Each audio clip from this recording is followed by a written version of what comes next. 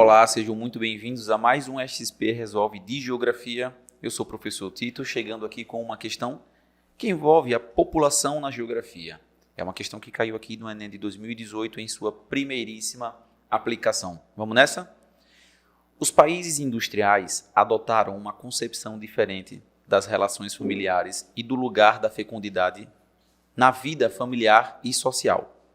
A preocupação de garantir uma transmissão integral das vantagens econômicas e sociais adquiridas tem como resultado uma ação voluntária de limitação do número de nascimentos.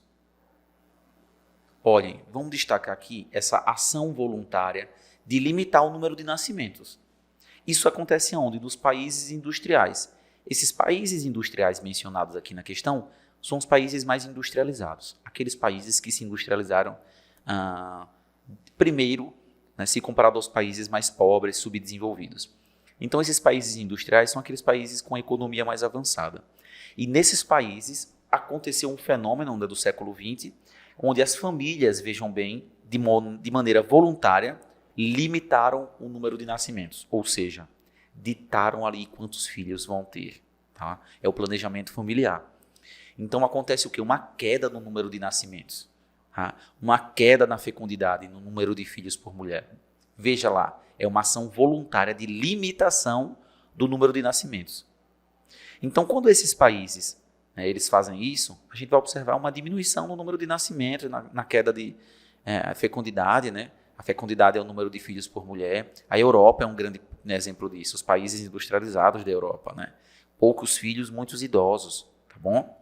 Então, em meados do século XX, o fenômeno social descrito contribuiu para o processo europeu de...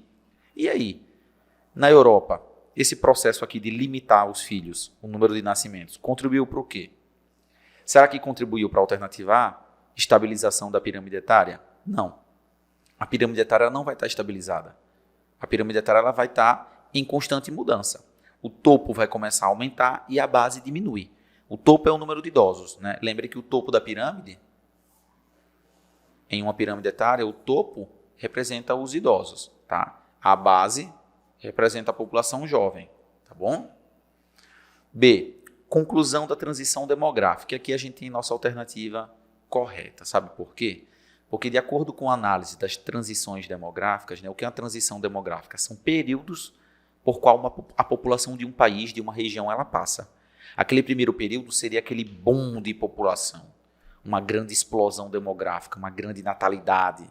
Né? Depois a gente tem a queda da mortalidade. E por último, na última fase, uma fase mais avantajada, mais avançada, acontece aquela redução da natalidade e um aumento da expectativa de vida. Tá bom? Então, na Europa, a gente observa isso. Uma redução no número de filhos. Tá? Isso é de maneira voluntária, são os próprios europeus que escolhem por isso, óbvio, tá bom? E com essa redução do número de nascimentos, a gente observa justamente o contexto da questão. Tá? É uma concepção, é uma preocupação de garantir uma transmissão integral das vantagens econômicas e sociais adquiridas. Se tem poucos filhos, para que aquele filho ele possa administrar os bens da família. Então, a transição demográfica está na última fase na Europa, que é quando o quê? Quem é essa última fase, essa transição demográfica?